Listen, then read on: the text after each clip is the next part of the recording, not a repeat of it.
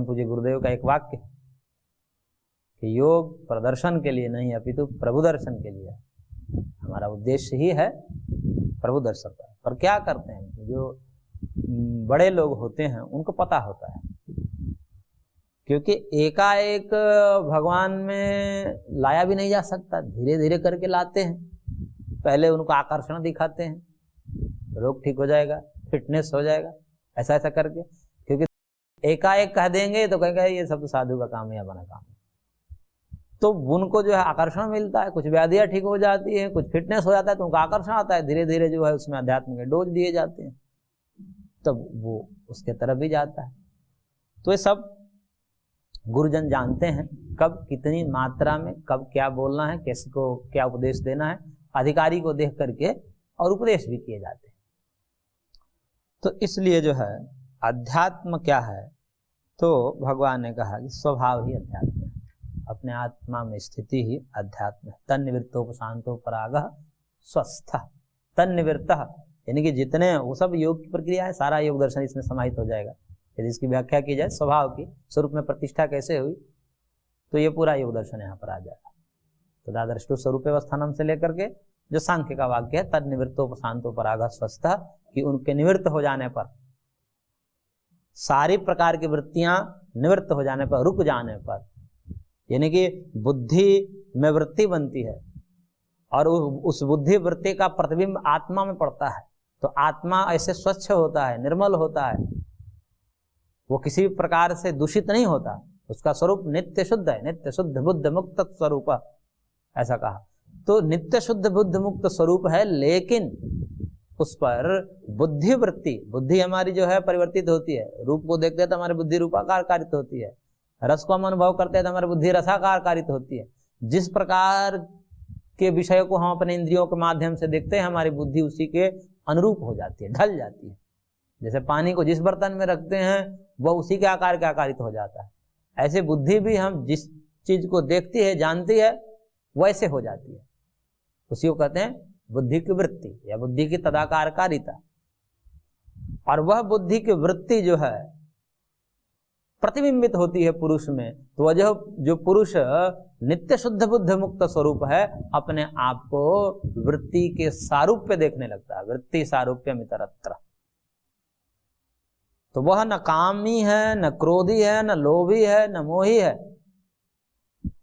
लेकिन फिर भी बुद्धि की वृत्ति के कारण अपने आप को कामी, क्रोधी, लोभी, मोही मान लेता है। उसका उपराग जो पड़ रहा है, बुद्धि की वृत्ति का उपराग यानी कि प्रतिबिंब जो पुरुष में पड़ जा रहा है, वो निवृत्त हो जाए समाधि के द्वारा, योग के माध्यम से उसको निवृत्त करा दे, यानी कि चित्त वृत्ति निरोध जिसको कहते हैं वह करा दे। तो उस उपराग के निवृत्त हो जाने पर, शांत हो जाने पर, जैसे प्रतिबिंब पड़ना बंद हो जाए, स्फटिक मणि है कोई, उसमें प्रतिबिंब पड़ रहा है लाल पुष्प का, वो प्रतिबिंब पड़ना बंद हो जाए तो अपने स्वरूप में वो आ जाता है, प्रकाशित हो जाता है। वो अपने स्वरूप में पहले से था, आभास था बस, उसी को कहते हैं स्वस्थ। अपने स्व में स्थित होगा, अपने स्वरूप में आ गया, स्थित का वो था पहले से, कुछ देर के लिए अपने को भूल गया था। तो इस प्रकार से वह जो स्वरूपावस्थिति है वही अध्यात्म है। और पुनः भगवान ने अर्जुन के प्रश्न का जवाब देते हुए कह रहे हैं, अर्जुन ने कहा था कि ये कर्म क्या है, ब्रह्म क्या है, अध्यात्म क्या है, किम कर्म पुरुषोत्तम, ये कर्म क्या है। तो उसके लिए भगवान ने कहा कि भूत भावोद्भव करो विसर्गः कर्म संहिता। भूत भाव उद्भव कर विसर्गः। भूत भाव उद्भव कर क्या है, तो करेगा भूतानाम भावो भूत भाव। भूतों का भाव जो है वो भूत भाव है। भूत मतलब प्राणी, भूत मतलब प्राणी भी होता है, भूत मतलब भूत भौतिक जगत भी होता है, दोनों प्रकार से अर्थ करते हैं। तो वस्तु की दृष्टि से देखें तो भौतिक वस्तुएं हो गई, और जीव के दृष्टिकोण से देखें तो जीव है। तो भूतों का भाव क्या है, भूत अभाव मतलब अस्तित्व, उसकी सत्ता, उसकी विद्यमानता, वो भूत भाव है। और तस्य उद्भवो भूत भाव उद्भव, उनकी उद्भव मतलब प्रगटीकरण, प्रकट होना, उत्पन्न होना। उद्भव मतलब वैसे उत्पन्न होना शब्द प्रयोग नहीं किया जाता है, क्योंकि सत्कार्यवाद की दृष्टिकोण से गलत हो जाता है। तो प्रकट होना, उद्भव मतलब प्रकट होना, क्योंकि आत्मा क्या होता है कुछ देर के लिए अप्रकट हो जाता है। जैसे अभी हम इस शरीर में हैं तो आत्मा प्रकट हो रहा है, मृत्यु के पश्चात देह जड़ हो जाएगा, आत्मा प्रकट हो जाएगा, फिर कहीं दूसरे जगह प्रकट हो गया तो उसी को कहते हैं कि अब उद्भव हो गया, अब वहां उत्पन्न हो जाएगा, प्रकट हो जाएगा। तो ये जो जीव हैं, या भूत की दृष्टिकोण से देखें, पदार्थ की दृष्टिकोण से देखेंगे तो ये हो गया कि जो भूत भौतिक जगत है अभी तो दिख रहा है, किसी समय ये नहीं था, ये जगत जो था किसी समय नहीं था, अभी हमें दिख रहा है और किसी काल में ये नहीं रहेगा, क्योंकि ये सारा का सारा जगत नाशवान है। क्यों नाशवान है? क्योंकि ये सब संघात से बने हुए हैं। संघात का मतलब परमाणुओं के मेल से बने हुए, परमाणुओं के संयोग से बने हुए। परमाणु का संयोग हुआ है ना, आप पृथ्वी के देखिए, पृथ्वी कैसे बनी हुई है? परमाणुओं के संयोग से बनी हुई, पार्थिव कण उसमें मिल करके जुड़ करके पृथ्वी नामक ये महान पिंड बन गई। एक एक पदार्थ के देखिए, इसमें पेड़ को देखिए, पौधे को देखिए, पर्वत को देखिए, जल को देखिए, ये सब के सब जो हैं परमाणुओं के संघात से, मेल जोल से बने होते हैं। और जहां भी मेल जोल होता है, संघात होता है, संयोग होता है, उसका अंत वियोग में होता है, वो निश्चित है। संयोगा विप्रयोगांतास्य एक सूत्र है कि संयोग का अंत वियोग में होता है। तो किसी काल में ये जुड़े हैं परमाणु, किसी काल में बिखर जाएंगे, और जब बिखर जाएंगे तो नष्ट हो जाएंगे। लेकिन भगवान ने पूर्व में ही कहा था कि असत का कभी नाश नहीं होता, नासदो विद्यते भाव, ना भाव विद्यते सतः। सत्कार्यवादु कहा था कि किसी चीज का जो अभाव नहीं होता, सर्वथा है। तो अभी दिख रहा है, किसी काल में प्रलय हो जाएगा तो सारी वस्तुएं दृश्य हो जाएगी, गायब हो जाएंगी। लेकिन फिर कब तक गायब होगी? सदैव गायब नहीं होगी, फिर पुनः उत्पन्न हो जाएगी किसी काल में। तो सृष्टि प्रलय, सृष्टि प्रलय, सृष्टि प्रलय चलता रहता है। तो सृष्टि प्रलय को प्राप्त होकर पुनः सृष्टि को प्राप्त हुए तो भूतों का उद्भव है, वह पुनः भूत उत्पन्न हो जाते उसी रूप में। यथा पूर्वम अकल्पयत, वेद ने जैसा कहा कि जैसे पूर्व काल में, जैसे पूर्व सृष्टि में जिस प्रकार से सूर्य चंद्रमा इत्यादि रहते हैं, उससे उत्तर वाले सृष्टि में यानी कि नष्ट होने के बाद फिर जब उत्पन्न होते थे उसी प्रकार से उत्पन्न होते हैं। वही सूर्य, वही चंद्र, मतलब वही का मतलब दूसरे सूर्य होते हैं, लेकिन उसी प्रकार के सूर्य, उसी प्रकार के चंद्रमा, उसी प्रकार के पृथ्वी, उसी प्रकार के मनुष्य, सब सिस्टम वही होता है। जैसे कोई सर्कस वाला, मदारी वाला अपना सर्कस का सब ताम झाम ले जाता है, तो नया नया थोड़ी ले जाता है, स्थान बदल देता है, वही वहां तान देता है, वही दूसरे जगह लगा दूसरे जगह तान देता है अपना। पात्र भी उसके वही रहते हैं, बस आवृत्ति होती रहती है। इसी को बोलते हैं सृष्टि चक्र है, आवृत्ति होती रहती है।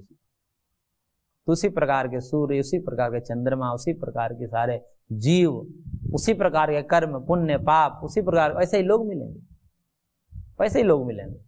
पुण्य कर्मी भी पहले भी उसे ही मिलेंगे, उन्होंने जो जो पुण्य कर्म अभी कर रहे हैं वो पहले कोई कर चुका है, जो जो पापी अभी पाप कर्म कर रहे हैं वो भी पहले किसी ने कर चुका है, किसी ने किसी काल में कर चुके। तो बस इसकी आवृत्ति होती रहती है।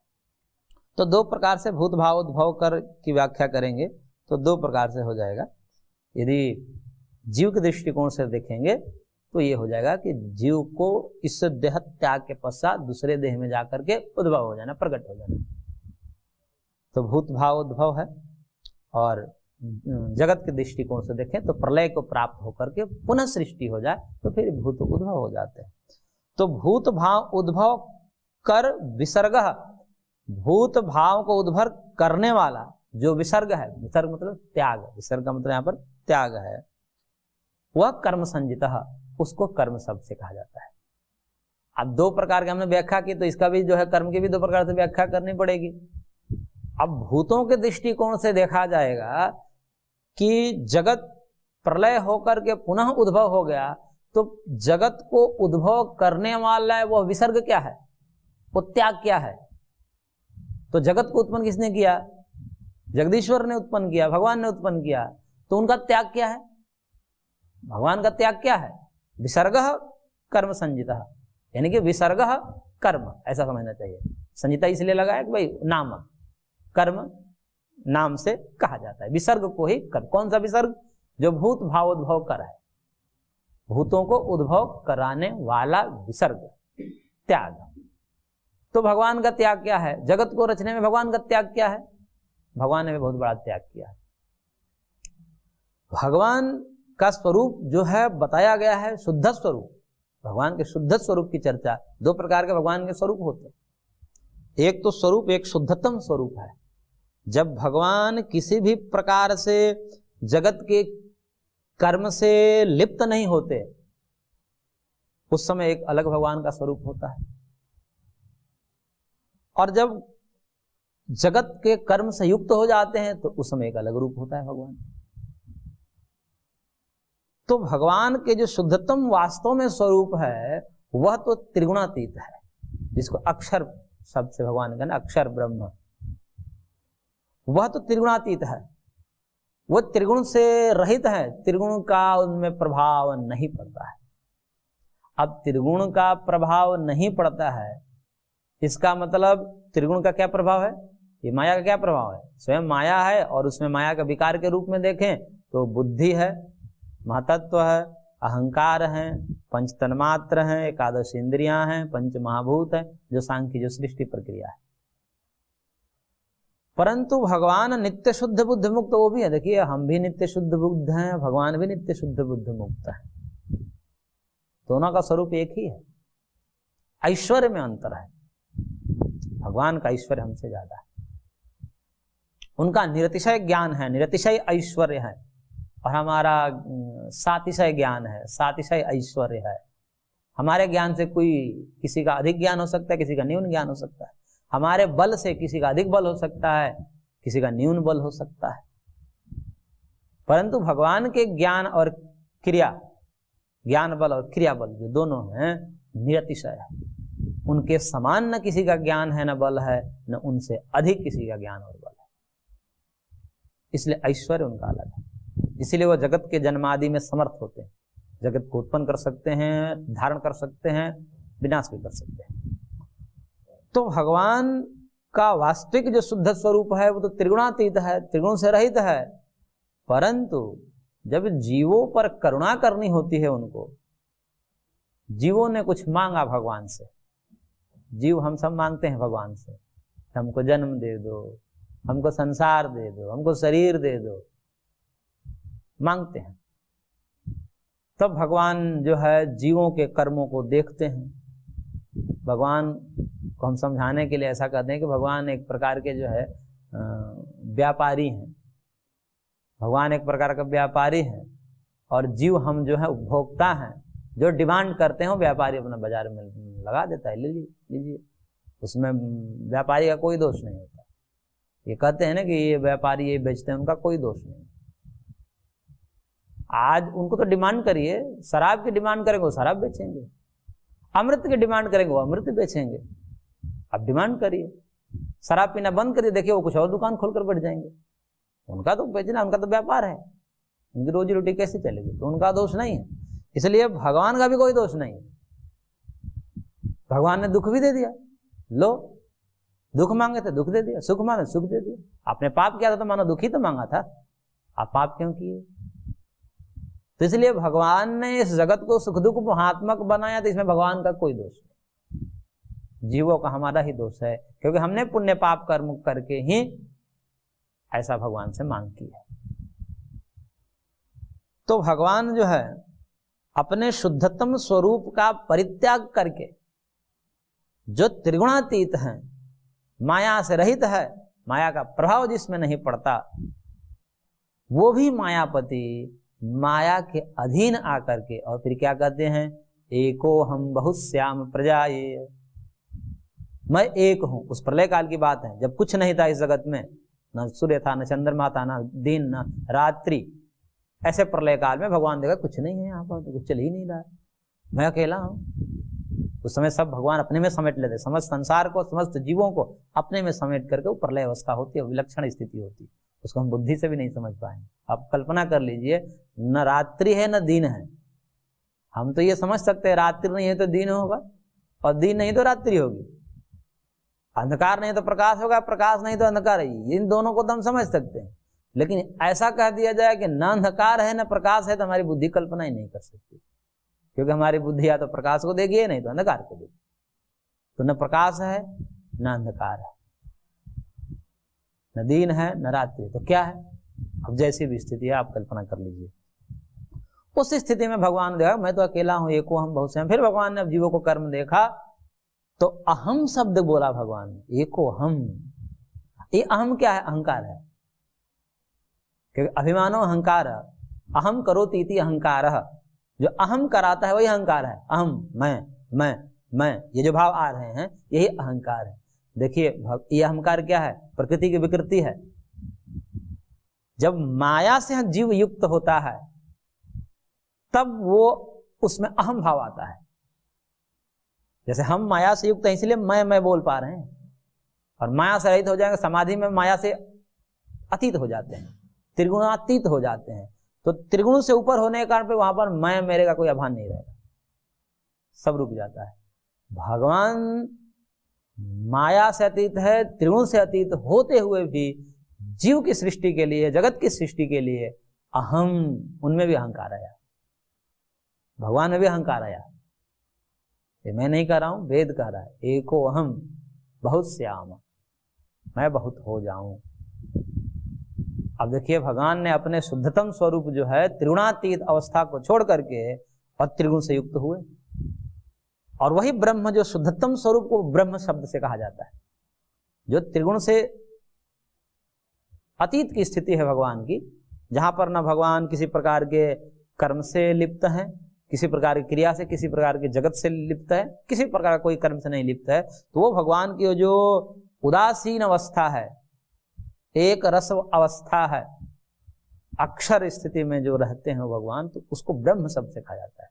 और वही ब्रह्म जब माया के से युक्त होता है, जीवों के अनुग्रह करके, भगवान का माया से युक्त होना हम जैसा नहीं होता है, हम जैसे माया का अधीन होकर के गलत काम कर देते हैं, अनर्थ काम कर, वैसे नहीं होता है भगवान। भगवान लिप्त भी होते हैं, भगवान माया से युक्त भी होते हैं, परंतु माया उन पर हावी नहीं होती। लेकिन फिर भी कुछ काल के लिए उनमें अहम आता है, अहम का आभास तो हो रहा है उनमें, एको अहम, उन्होंने उनमें भी अहंकार आया। तो ये क्या है? भगवान में भी उस ब्रह्म तत्व, शुद्धतम तत्व में ही अहम का आना, ये अपने स्वरूप का त्याग है, यही विसर्ग है। वो अपने शुद्धतम स्वरूप का त्याग किया, और जब तक से शुद्धतम स्वरूप का त्याग नहीं करेंगे, भगवान में अहम आएगा ही नहीं, तो जगत की रचना कैसे होगी? तो भगवान में हमको भी, भगवान में भी हमको आना आवश्यक है, क्योंकि जगत की रचना के लिए अहम आएगा ही, नहीं तो भगवान कर ही नहीं, कोई व्यक्ति नहीं कर सकता। जब हम चेतन हैं, हम चेतन मनुष्यों में जिस प्रकार से मैंपन की अनुभूति, मैं अब ये करूंगा, मुझको एक मकान बनवाना है, पहले मैं आया, मुझको, मैं अब एक मकान बनाऊंगा, तब फिर वो मकान बनाने रूपी क्रिया में प्रवृत्त होता है। तो पहले मैं आता है, फिर उसके बाद कोई सृष्टि होती है। ऐसे भगवान में भी मैं आया और फिर जगत की सृष्टि हुई। भगवान में मैं का आभास है, मैं से युक्त नहीं होते, लिप्त नहीं होते। जैसे जीव लिप्त होकर अनर्थ कर देते, वैसा भगवान नहीं करते। परंतु फिर भी इतना तो कहना पड़ेगा, कुछ देर के लिए तो भगवान को शुद्धतम स्वरूप नहीं रहा। इसलिए कई लोग अज्ञानतावश भगवान को कह देते हैं, भगवान ने कैसी सृष्टि बनाई, इस दुख में क्यों बनाया ऐसा शरीर, क्यों दुख बनाया इस जगत में। कुछ आरोप लग जाते हैं भगवान पे ना, अज्ञानता है बस ही सही, लेकिन लग जाते हैं।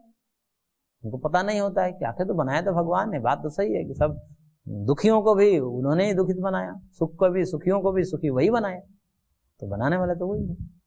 इसलिए आरोप लग जाता है, लेकिन वो आरोप है, वो सत्य नहीं है। तो आरोप ही सही लगा तो, और इतने लगने मात्र से उनके शुद्धतम स्वरूप का त्याग हो ही गया। तो यही उनके शुद्धतम स्वरूप का परित्याग ही भगवान का कर्म है। किम कर्म शब्द से जो प्रश्न पूछा था उसका उत्तर है कि उनकी आत्मस्वरूप से, जो उनका आत्मस्वरूप का त्याग है, क्योंकि उनमें अहंकार नहीं हो सकता, वो निष्काम है, उनमें किसी प्रकार की कामना नहीं हो सकती, लेकिन फिर भी वो कामना किए। भगवान में कोई कामना नहीं हो सकती, लेकिन फिर भी भगवान जगत रूपी कामना से युक्त हुए, तो उन्हें स्वरूप का त्याग हुआ। तो ये तो एक प्रकार से व्याख्या है। जीव के दृष्टिकोण से देखे तो जीव के विषय में मनुस्मृति में एक श्लोक आता है, अग्नौ प्रास्ताहुति सम्यक आदित्यम उपतिष्ठते आदित्यात् जायते वृष्टि विष्टे अन्नम ततः प्रजाः। ये पहले भी आया था गीता में भी, कि जैसे अग्नि में डाली हुई आहुति जो है वो सम्यक प्रकार से डाली हुई जो अग्नि में आहुति है वह आदित्य को जाती है, सूर्य को जाती है, और फिर से आदित्य से वृष्टि होती है, बारिश होती है, फिर वो बारिश से जो है अन्न उत्पन्न होता है, फिर अन्न से खाते हैं तो संतानें उत्पन्न होती है। तो इस प्रकार से जो है ये जीवों के जो यज्ञ रूपी कर्म हैं, और उस यज्ञ रूपी कर्म में यज्ञ भी कई प्रकार के बताए, ये तो एक सामान्य यज्ञ हो गया जो हवन रूपी जिसे द्रव्य यज्ञ हो गया, लेकिन 5 प्रकार के यज्ञ पीछे बतलाए गए, तो उसमें भी कुछ ना कुछ त्याग करना ही पड़ता है। अब कर्म योग भी एक यज्ञ है, उसमें भी आलस्य का त्याग करना पड़ता है। तो कोई भी हम कर्म करते हैं उस कर्म में चाहे यज्ञ रूपी कर्म हो या अन्य कर्मयोग रूपी यज्ञ हो, उन यज्ञों में कुछ न कुछ त्याग करना पड़ता है, चाहे द्रव्य का त्याग करें, चाहे आलस्य का त्याग करें, चाहे अहंकार का त्याग करें, कुछ न कुछ कर्म चीजों का त्याग करना पड़ता है। इसलिए वह जीवों का त्याग वो जीवों का कर्म है, और उस जीवों के कर्म से फिर जीवों की उत्पत्ति होती है, पुनः जो जीवों की उत्पत्ति होती है। तो इसलिए भूत भावोद्भव कर विसर्ग क्या हो गया, जीवों के अपने त्याग।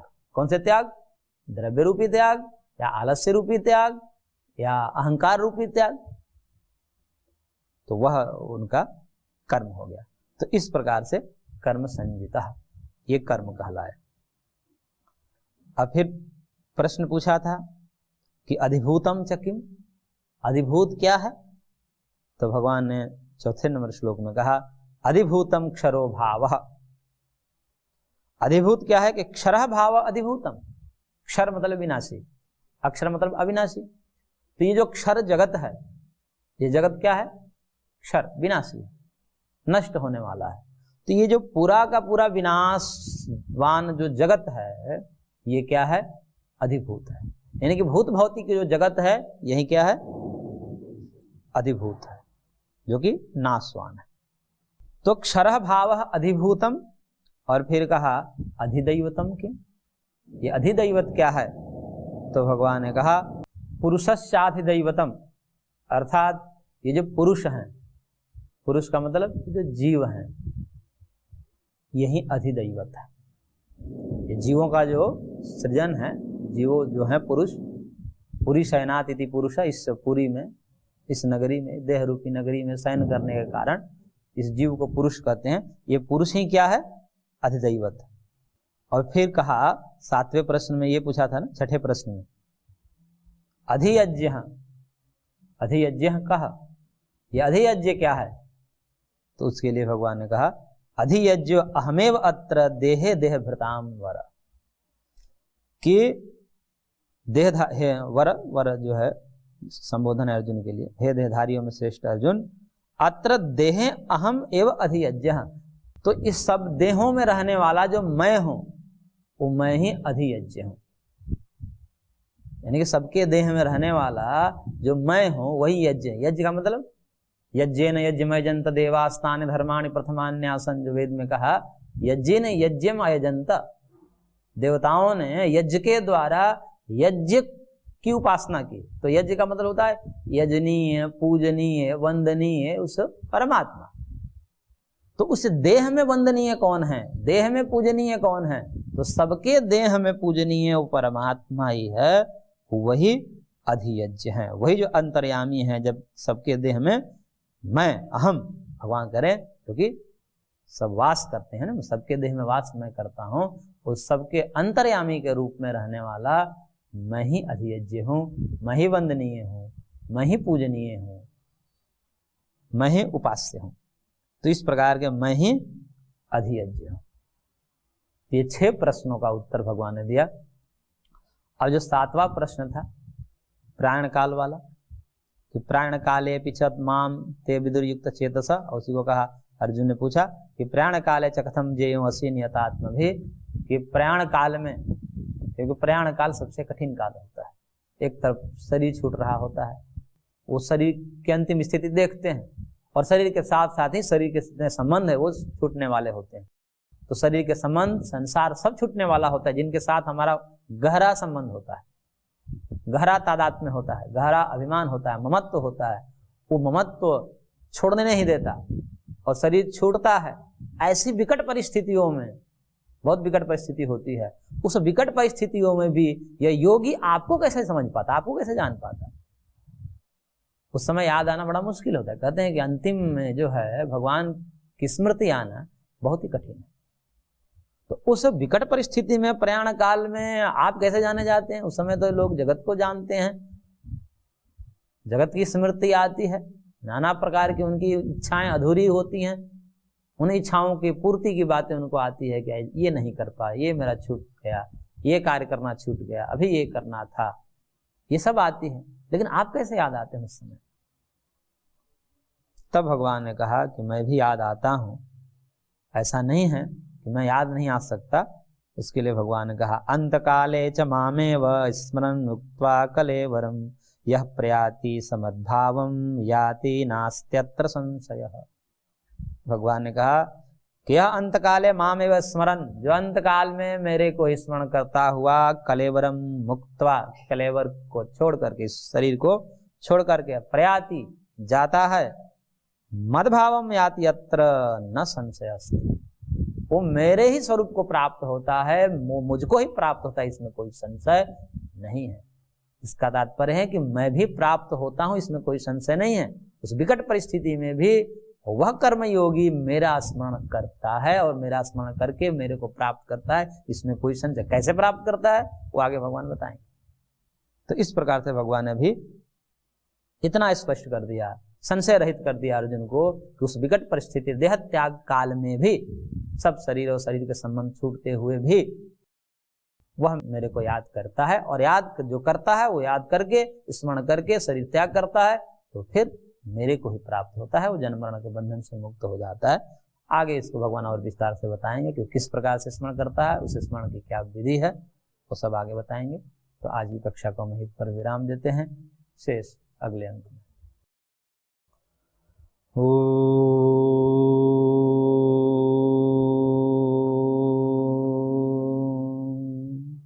शांति शांति शांति।